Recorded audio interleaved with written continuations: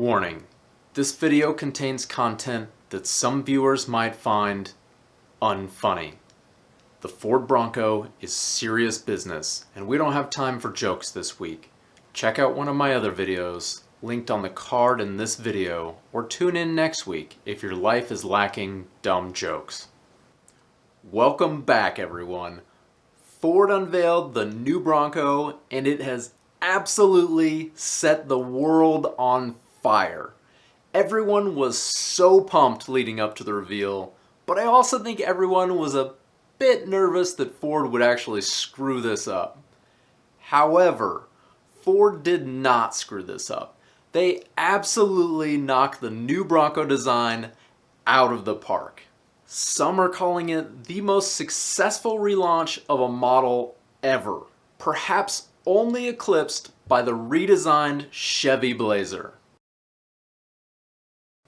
Oof, is that the new Blazer? That thing sucks. Nice job, GM. Ford did so many things right with this Bronco launch, but they also could have done some things a bit better.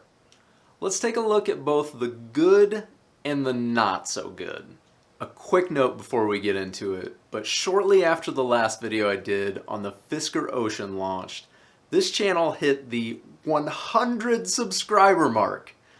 I started this channel 2 months ago, and I am astonished that there are 100 people who want to watch these videos. I am really flattered, and I just wanted to tell you thank you. Okay, let's take a quick vote. I want you to click the thumbs up button if you love the new Bronco and you are definitely gonna buy one. Click the thumbs down button if you think it sucks and you're just here for the stupid jokes. This is a very scientific poll, and I'm excited to tally the results. Okay, so let's start out with something good that Ford did, and that's the Bronco's styling.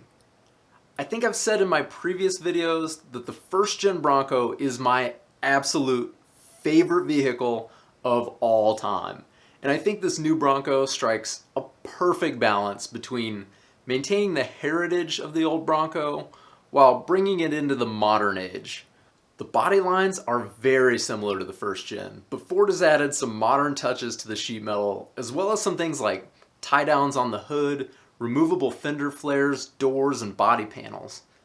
The two-door and four-door both look fantastic, and while I personally prefer the looks of the two-door, I fully appreciate that the four-door is probably more practical for most people. Speaking of looks, the color options are fantastic. I was looking at all the available colors, and I'm honestly not sure which one I'd choose. The colors that really speak to me are Area 51, Cactus Gray, Carbonized Gray, and Iconic Silver. So that's good, but not so good is that Ford is not offering a light blue color similar to the one offered in the first gen Bronco. And as a couple of my previous commenters have stated, some would like to see a shade of green offered as well. Okay, another good thing, removable doors. It's awesome that these things can be quickly removed without any special tools, and it's an added bonus that they can be stored in the rear cargo area thanks to some clever engineering work by Ford. However, where there's good, there can also be some not so good. And that not so good is that the two-door model doesn't have a large enough cargo area to stow the doors away. Thumbs down. Additionally, the doors are a bit weighty at around 50 pounds apiece. As I mentioned earlier, the Bronco also has removable body panels, or stripper bodywork. No joke to be made there. This will make it easy to swap out aftermarket panels or just replace a dented panel from your latest mall crawling excursion. I'm kidding. Use this thing however you want. It's your vehicle. I don't care.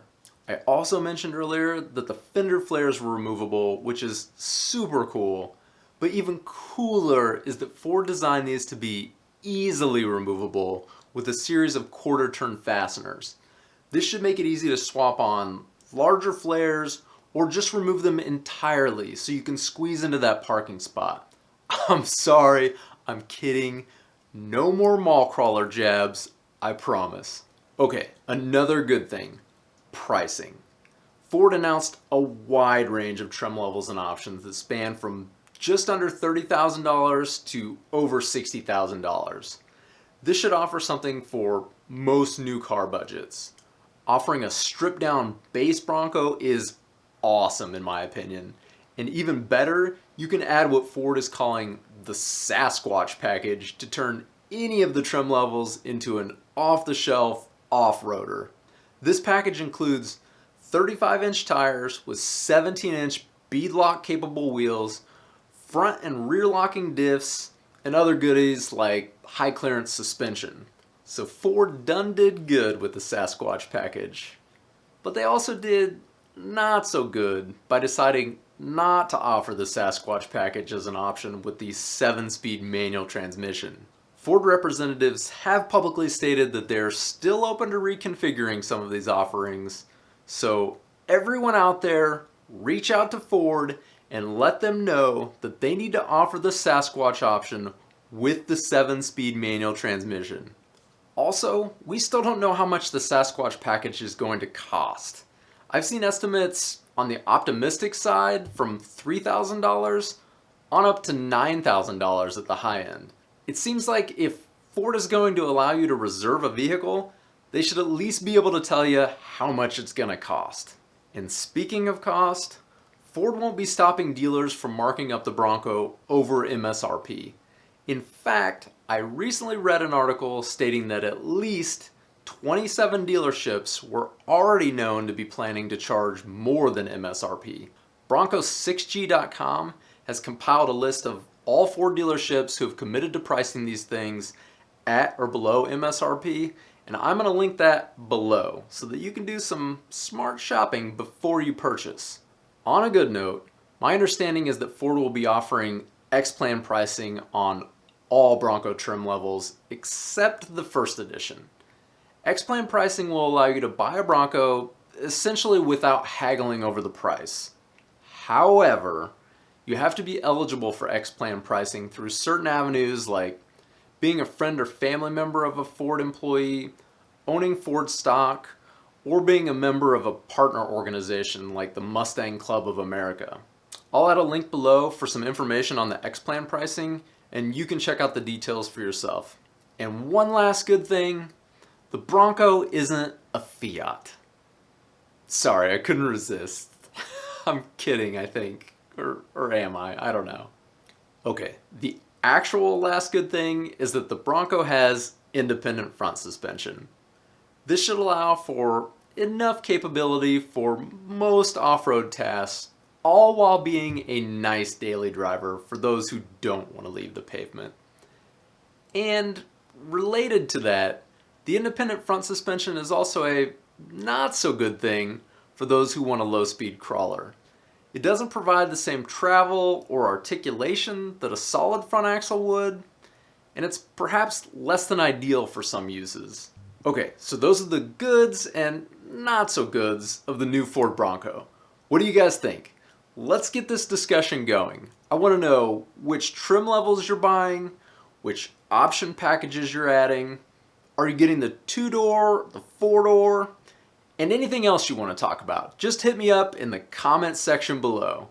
And if you're definitely buying a new Bronco, hit the thumbs up button. If you're not going to buy one, or you're just not cool, hit the thumbs down button. And don't forget to subscribe to my channel. If I get 1 million subs, I promise I'll buy a Bronco, and I'll make videos about it all the time. So help me get that Bronco. Click that subscribe button below. And if you're looking for a bit of Bronco history or would like to see the front dig feature in action, check out my Bronco playlist displayed on the screen now. Probably like right here. Yeah, I'll put it right there. Thanks for watching, and I'll see you next time.